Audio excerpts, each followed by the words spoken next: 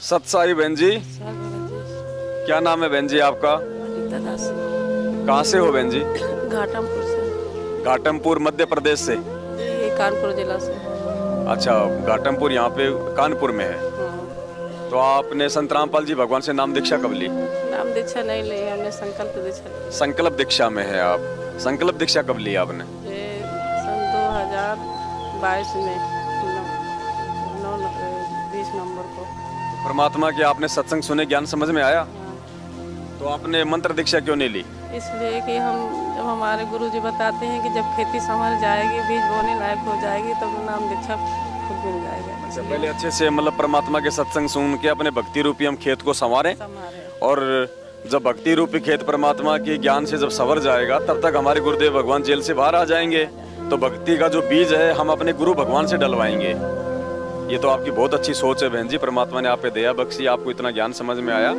तो आप जिन्हें संकल्प लेके फिर अपने घर पे 3 समय की आरती है, ज्योति जलाना, क्या आप अपने गुरुदेव भगवान को भोग लगाते हैं? लगाते हैं, भगवान जी का भोग लगाते हैं, हलवा का प्रसाद बना के लगाते हैं, कभी कभी पूरा भोजन बना के शाम को परमात्मा की पूजा करके भोग लगाते हैं।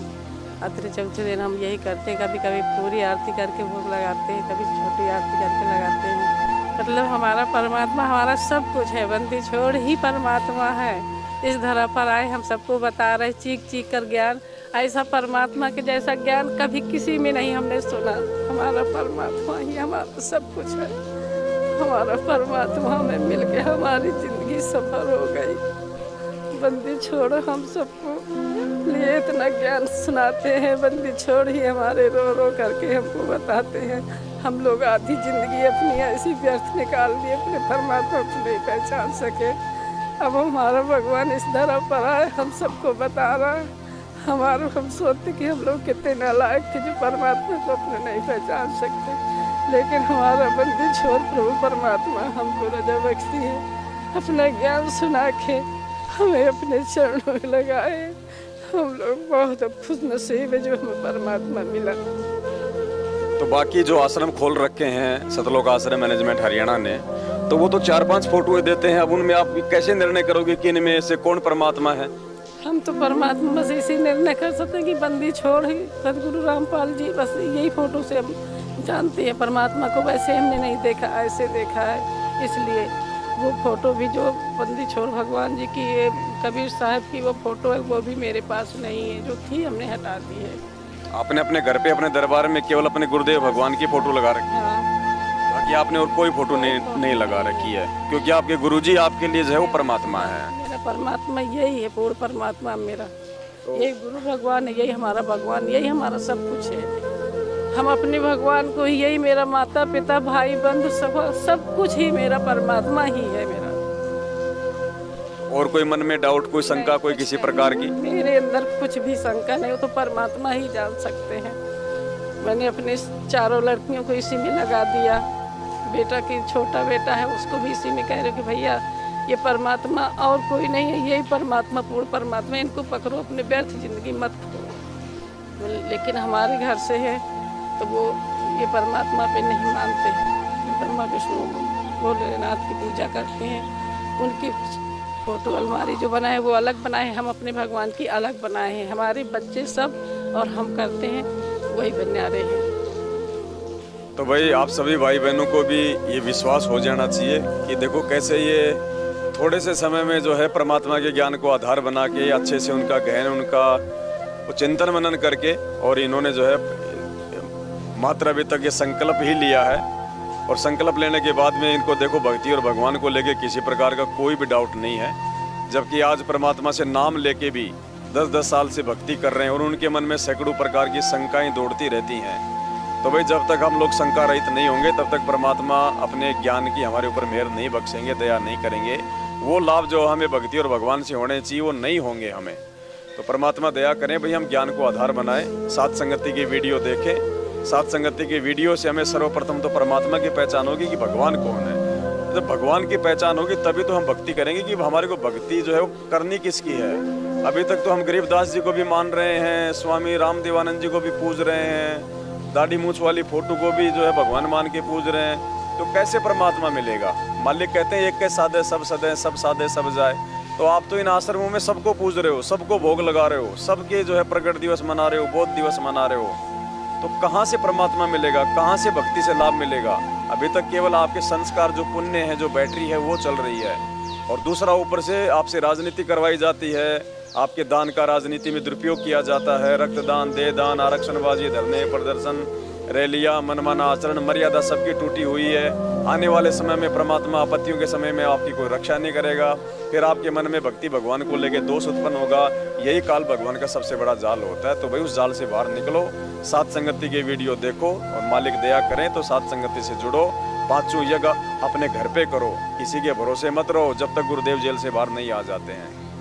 ठीक है बहन जी, बहुत बहुत धन्यवाद आपका। सत साहेब, और कोई बात बताना चाहते हैं कि आज के 1.5 महीना पहले की बात थी। हम कानपुर में नौकरी यही करते हैं प्राइवेट, वहाँ से लौट रहे थे तो ये का नाम नवस्था से ओमनी मिली, बैठे हम लोग 6-7-8 लोग बैठे थे। वो ओमनी ख़राब हो गई गल्ला मंडी के ठिकाने, फिर दूसरा बदला, काफ़ी टाइम हो गया। फिर वहाँ से आते आते ओमनी टाइम पर ले आई, ये कुष्मांडा देवी मंदिर के सामने ओमनी का ऐसा हाल हुआ कि वो आगे वाला पहिया था ना, वो एकदम घल गया। ओमनी घसीटते हुए बहुत रफ्तार से थी, बहुत रफ्तार तक चली गई। मैं समझाती उसमें बैठ में पढ़ रही थी। उस समय पर जितने लोग थे सबकी जान बची। सब लोगों ने यही कहा कि बहन जी आप किस देवता की पूजा करती हैं, ये आज तुम्हारा देवता ने ये बचाया। हमने कहा भगवान जी का नाम लिया कि संत रामपाल जी भगवान जी की पूजा करते हैं। बच्चों अब भक्तों आप भी करो, ये पूर्ण परमात्मा है। मैंने ज्ञान बताया, सबने यही कहा कि परमात्मा तुम्हारे की आज वजह से हम बचे हैं, नहीं था हमारी सबकी मौत होनी थी। परमात्मा कहते हैं ना, संत शरण में आने से आई टले बला, जय मस्तक में सूली हो कांटे में टल जा। तो हम तो समर्थ गुरुदेव भगवान की शरण में हैं और मर्यादा में हैं, तो फिर कैसे काल भगवान हमारा बाल विवाह का नहीं कर सकता बहन जी? ये तो विश्वास की भक्ति है। विश्वास बस हमारे अंदर परमात्मा होने की दिल चीर के तो नहीं दिखा सकती, तो परमात्मा ही जान सकता है। बस मेरा आत्मा रोने लगती है, हे भगवान हम लोग कितने नालायक थे, हमारा परमात्मा मिला भगवान। सारी दुनिया रूठे लेकिन मेरा भगवान गुरु भगवान हमसे कभी भी ना रूठे। मैं बस यही प्रार्थना करती हूँ अपने परमात्मा से, भगवान मुझे नीच को अपनी राह चलाना, परमात्मा मैं आपसे कभी दूर ना हो पाऊँ, भगवान मुझे सद्बुद्धि भी देना।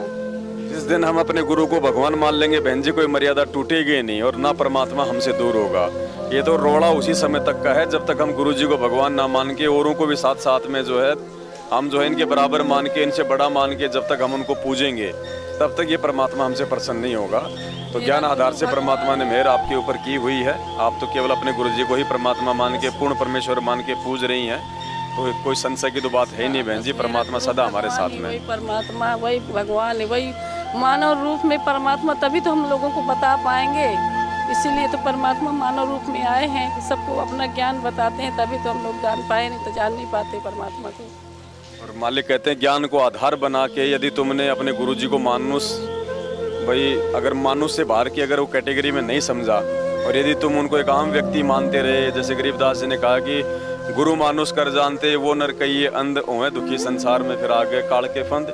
तो जो अपने गुरु जी को मानुष मानेगा, अपने जैसा एक इंसान मानेगा, व्यक्ति मानेगा, कहते हैं भक्ति करते करते भी वो नरक का भागी बनता है।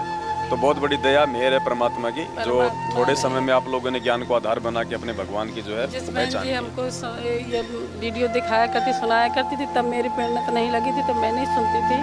लेकिन जब परमात्मा को अपने चरणों में लाना था तो हम दोनों साथ में खाए पिए लेटे थे, वो ज्ञान सुन रही थी और मैं उस दिन सोई नहीं थी, नहीं सो जाती थी खाना खा के। उस दिन परमात्मा को अपने रजा बख्शनी थी ना, तो परमात्मा का ज्ञान सुनते मेरे आंसू खूब चलते रहे। मैं यही सोचती रही कि मैं बड़ी नालायक हूँ। उस दिन से मैंने अपने आप से किया कि मसाला खाती थी, मैंने सब प्रतिज्ञा ली और छोड़ दिया। उसी दिन से मैंने कहा कि परमात्मा का ज्ञान सुनते सुनते 1 साल मैंने सुना, ताकि मैं कभी डगमग न हो। ये विश्वास करके फिर मैंने ये संकल्प दीक्षा की यहीं पर लिए, इन्हीं की सत्संग यहाँ पर आके। बहुत बहुत धन्यवाद आपका। सत साहेब।